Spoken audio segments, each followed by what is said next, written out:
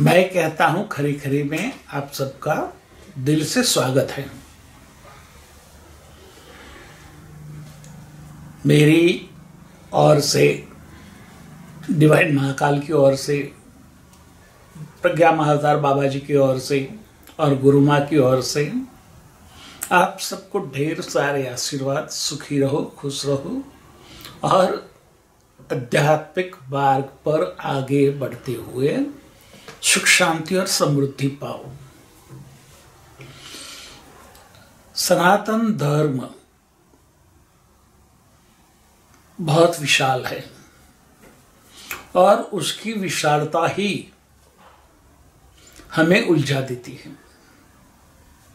इतना विशाल है, हम नीचे से ऊपर तक देखने जाए तो हमें उसके कई हिस्से ही दिखाई देंगे और जिसको जो हिस्सा दिखाई दिया उसको पकड़ के सब बैठ गए और उसी वजह से सब उलझ गए। और ये उलझन से बाहर निकलने के लिए गुरु तत्व की जरूरत होती है और गुरु ही आपको बाहर निकालता है।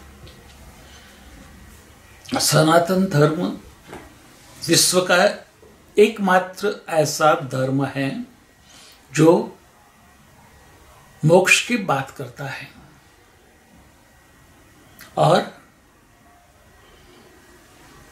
अद्वैत की बात करता है। और ये दोनों बातें सबसे अद्वितीय है और सबसे श्रेष्ठ भी है, जो विश्व के दूसरे और धर्मों में नहीं है।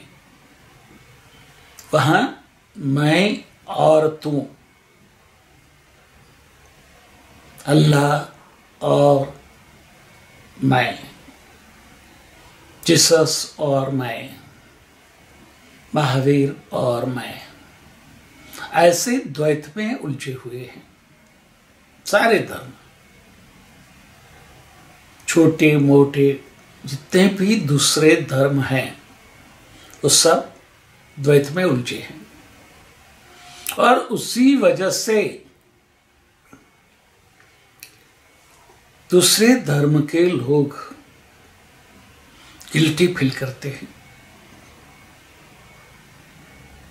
और जीवन में कहाँ पहुंचना है वो तय नहीं कर पाते। सनातन धर्मी बहुत बड़भागी है, खुशनसीब है कि वो परम ब्रह्म में एक रूप हो सकता है। अहम ब्रह्मास्मि कह सकता है। उसके लिए बहुत बड़ी हिम्मत चाहिए अहम ब्रह्मास्मि कहने के लिए। और वो सनातन धर्मी बहुत ही सहजता से कह देता है और सिर्फ कहता ही नहीं है, अनुभव भी करता है। सनातन धर्म अनुभव का धर्म है। आप आओ, बैठो और अनुभव करो। मोक्ष की बात भी अनुभव की बात है और उससे ऊपर परम ब्रह्म में लीन होने के लिए भी, परम ब्रह्म के साथ पूर्णता और एकता का अनुभव करने के लिए भी बहुत बड़ी हिम्मत चाहिए। सारे धर्म कहते हैं परमात्मा से डरो, मगर एक सनातन धर्म ही ऐसा है जो कहता है कि आप खुद परमात्मा हो, डरोगे किससे?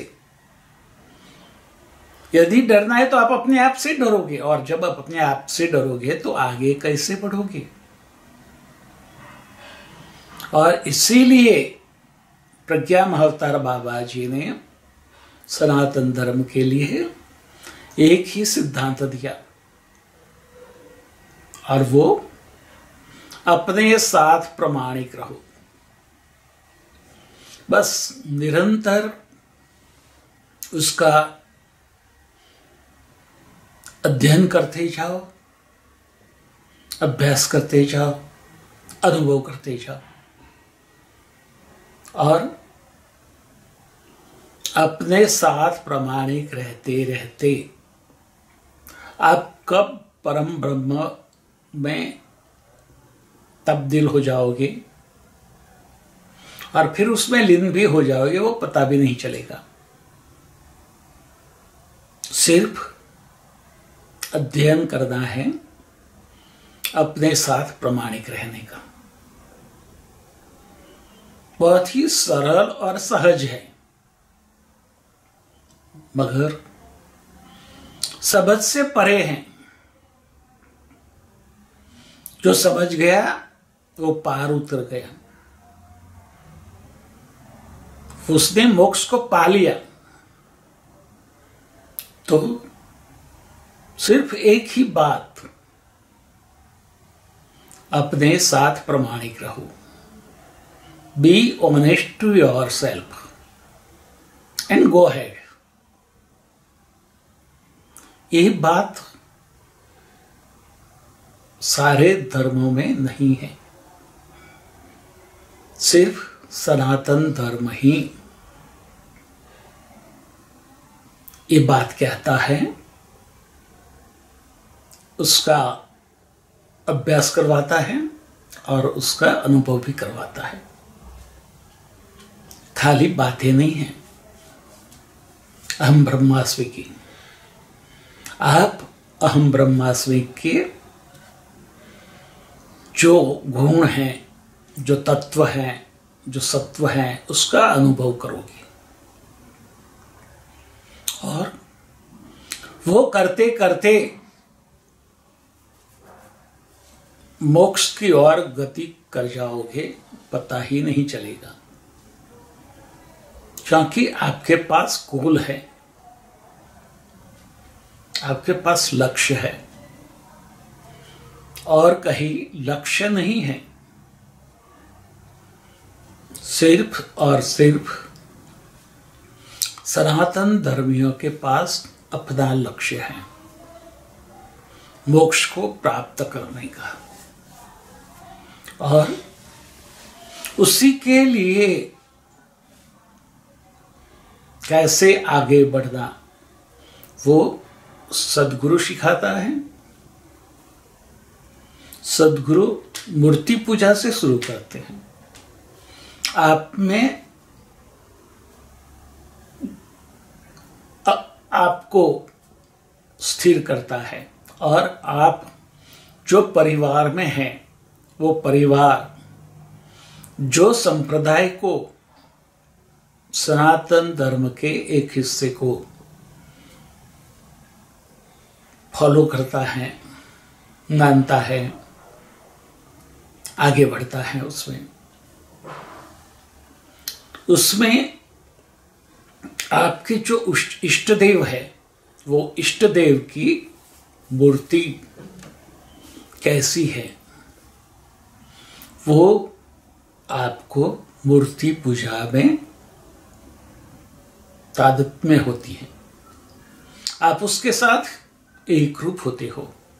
आप मूर्ति पूजा करते करते वो मूर्ति को अपने हृदय में प्रस्थापित कर सकते हो, और जब भी आंखें बंद करो तो वही मूर्ति आपकी आंखों के सामने खड़ी हो जाती है।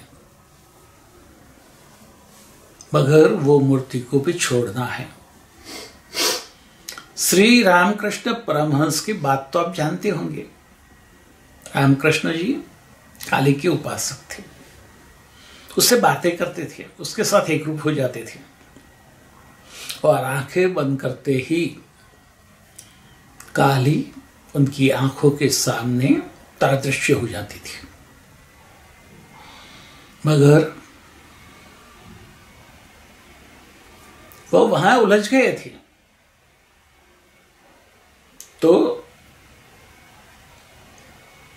एक दिन एक संत आए, श्री राम कृष्ण जी के साथ रहे, उनकी दिनचर्या देखी, और फिर कई दिनों तक उनको देखते देखते श्री राम कृष्ण परमहंस जी को कहा कि आप मूर्ति से परे हो जाओ। बोले कि मैं मूर्ति से परे कैसे हो जाऊं? बोलो, मैं मां की मूर्ति से अलग कैसे हो सकता हूं, परे कैसे हो सकता हूं? बोलो, संत बोले, जैसे आपने मूर्ति प्रस्थापित की वैसे ही उसको विलीन कर दो। बोलो, तो ये तो मेरे लिए शक्य नहीं है। तो संत ने एक कांच का टुकड़ा लिया, उसके भाल प्रदेश में जोर से प्रहार किया और देख, मैं तेरी मूर्ति को तोड़ देता हूं काले की। और ये सुनते ही श्री रामकृष्ण परमहंस बेहोश हो गए। कहते हैं 3 दिन बेहोश रहे और फिर वो मूर्ति से परे हो गए। और फिर उन्होंने मां काली के सिवा बहुत सारी इष्ट की साधना की और उसमें आगे बढ़े। तो मूर्ति से भी ऊपर उठता है। एक बात समझ लो, आप कृष्ण को अपने इष्ट मानते हो, उनकी मूर्ति की पूजा करते हो, तो आप जब भी आंख बंद करेंगे तो आपके सामने कृष्ण ही आएंगे। आप जीसस क्राइस्ट को नहीं देख पाएंगे, मां काली को नहीं देख पाएंगे, भगवान महावीर को नहीं देख पाएंगे, मगर आपके इष्ट देव की जो प्रतिमा आपने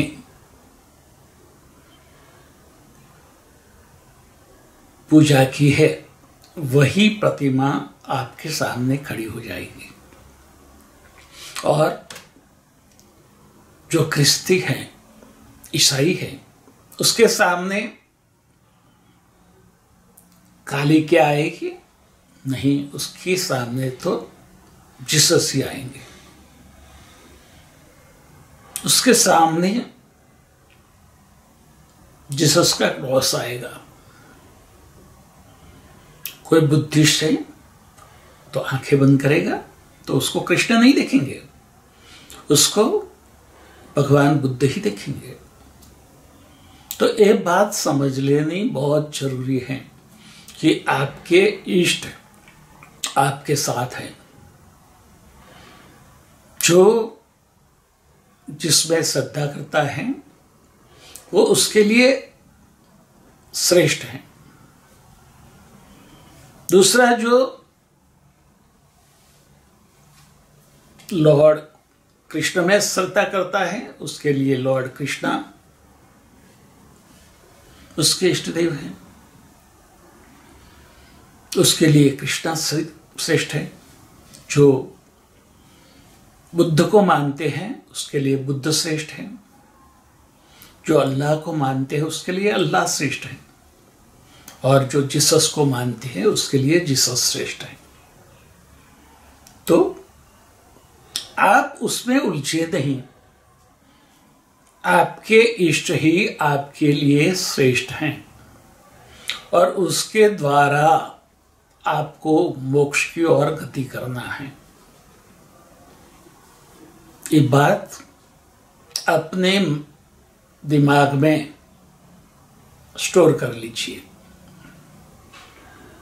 क्योंकि आपका जन्म जो परिवार में हुआ है वो परिवार के कुलदेवता, कुलदेवी, गोत्र और इष्ट देव, वो उसकी कृपा से ही आप वहां पैदा हुए हैं।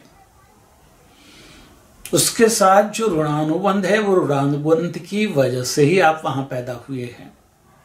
तो आपको वो ऋणानुबंध खत्म करने हैं, वो इष्ट देव की कृपा के पात्र बनना है और मूर्ति पूजा से ऊपर उठकर मंत्र में आगे बढ़ना है। ये बात समझ में नहीं आएगी मगर इतनी यथार्थ है। मूर्ति पूजा के ऊपर अनुष्ठान है, ध्यान है, धारणा है, निर्विकल्प समाधि है, सविकल्प समाधि भी है। तो निर्विकल्प समाधि मोक्ष का अंतिम पड़ाव है, ये बात समझ लें। अपने आप को क्वेश्चनिंग, आप